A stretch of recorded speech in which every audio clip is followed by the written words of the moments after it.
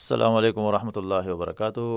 Welcome to my YouTube channel knowledge hub world. आज हम discuss करेंगे क्लास 6 जनरल साइंस के एमसीक्यूज़ पार्ट 2। तो चलते हैं क्वेश्चन की तरफ।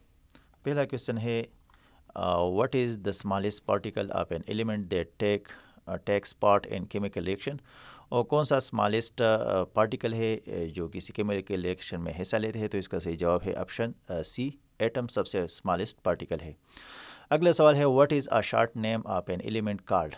एक एलिमेंट के लिए जो शॉर्ट नेम इस्तेमाल होता है इसको क्या कहते हैं। तो इसका सही जवाब है ऑप्शन बी, सिंबल। जिस तरह कार्बन के लिए सी इस्तेमाल होता है, ऑक्सीजन के लिए ओ इस्तेमाल होता है, नाइट्रोजन के लिए एन इस्तेमाल होता है। अगला सवाल है how is a molecule form. Molecule किस तरह बनता है। तो इसका सही जवाब है by the chemical combination of 2 और मोर एटम्स। जब केमिकल कम्बिनेशन दो एटम करते हैं, जिस तरह 2 हाइड्रोजन और 1 ऑक्सीजन मिलता है, तो इससे H2O यानी पानी बनता है और ये मॉलिक्यूल पानी का मॉलिक्यूल बनता है। अगला सवाल है which method is not used for separating mixture.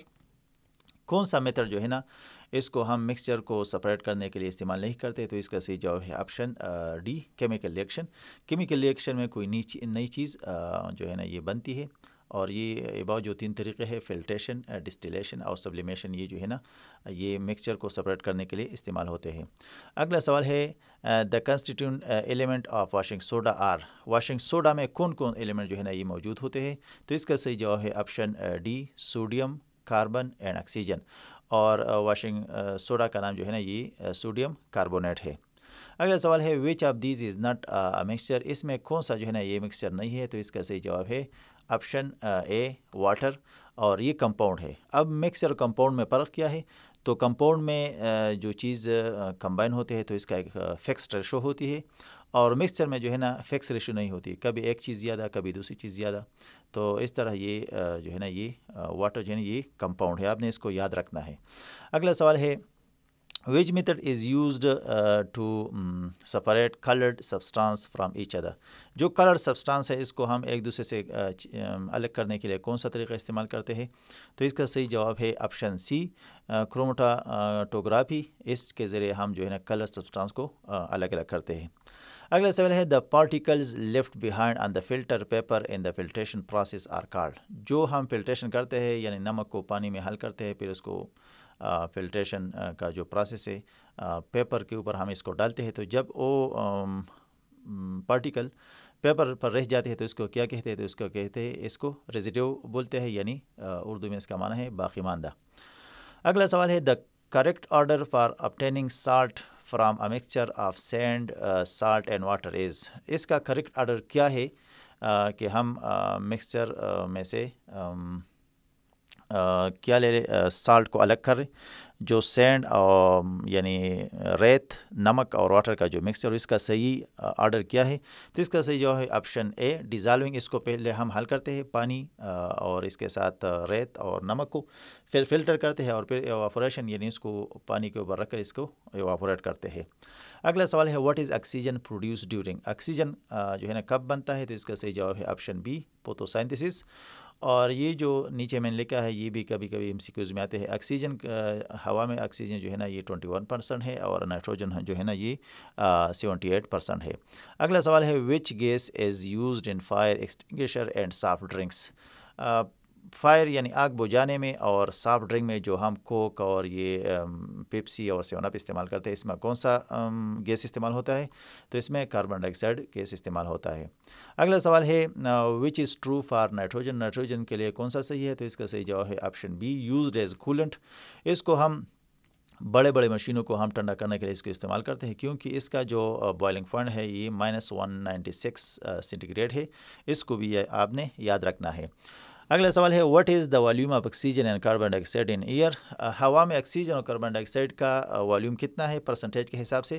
तो इसका सही जवाब है ऑप्शन डी, कार्बन डाइऑक्साइड जो है ना ये 0.03% है और ऑक्सीजन जो है ना ये 21% है। अगला सवाल है inert gases are not used. Inert gases इस्तेमाल नहीं होते कहाँ पे। तो इसका सही जवाब है ऑप्शन बी, फोटोसिंथेसिस। और इनर्ट गैसेज वो है जो किसी के साथ अमल नहीं करता। और जो पीरियोडिक टेबल है जो लास्ट वाला ग्रुप है 8 नंबर पे, इसमें जितने एलिमेंट है है ये सारे इनर्ट गैसेज है। अगला सवाल है what is homogeneous mixture of 2 और मोर सब्सटेंसेस कॉल्ड। होमोजीनियस मिक्सचर किसको कहते हैं? तो इसका सही जवाब है ऑप्शन बी सॉल्यूशन। और होमोजीनियस इसको कहते हैं कि इसमें ये जो सॉल्यूट है ये सेम सब वॉल्यूम में सेम ये हल हो तो इसको होमोजीनियस मिक्सचर कहते हैं। अगला सवाल है heterogeneous mixture of undissolved solute in a given solvent is called. Heterogeneous mixture में जो सॉल्यूट हल नहीं होता इसको क्या कहते हैं? तो इसका सही जवाब है ऑप्शन बी सस्पेंशन। यानी जब हम पत्थर को या रेत को पानी में डालते हैं तो ये इसमें हल नहीं होता बल्कि पानी में नज़र आता है, तो इसको सस्पेंशन कहते हैं। अगला सवाल है what is the term for a solution in which no more solute can dissolve at a given temperature. कौन सा टर्म इसके लिए इस्तेमाल होता है कि हम सॉल्यूट को पानी में डाल दें या सोल्यूशन में डाल दें और इसमें हल ना हो तो इसको कहते हैं ऑप्शन बी सेचुरेटेड सोल्यूशन। ये यानी बिल्कुल सेचुरेट हो जाता है और जब इसमें मज़ीद हल हो सकते हैं तो इसको अनसेचुरेटेड सोल्यूशन कहते हैं। अगला सवाल है what factor affects the solubility of A solute. तो कौन सा फैक्टर है जिसके वजह से महलूल की जो है ना सॉल्यूट की सॉल्युबिलिटी ये इफेक्ट होती है, इस पर असर होता है? तो इसका सही जवाब है ऑप्शन बी टेम्परेचर। यानी टेम्परेचर के बढ़ने से ये मज़ीद सॉल्यूट इसमें हल हो सकते हैं। अगला सवाल है which of these are completely soluble in water. इसमें कौन सा जो है ना कम्प्लीट तौर पर हल होते किस में? पानी में। तो इसका सही जवाब है ऑप्शन डी टेबल साल्ट, यानी जो हम घर में इस्तेमाल करते हैं और इसका फार्मूला आपने याद रखना है NaCl सोडियम क्लोराइड। अगला सवाल है solubility of which of the following substances increase with an increase in temperature. कौन से सब्सटेंस की सॉल्युबिलिटी यानी हल होना ये टेम्परेचर के बढ़ने से बढ़ जाती है? तो इसका सही जवाब है ऑप्शन सी पोटाशियम नाइट्रेट। तो सब जो है ना ये जब टेम्परेचर बढ़ती है तो सब की सॉल्युबिलिटी भी बढ़ती है, लेकिन पोटाशियम नाइट्रेट की सॉल्युबिलिटी बहुत ज़्यादा है, तो इसलिए ये ऑप्शन सही है। अगला सवाल है which statement is true for a saturated solution.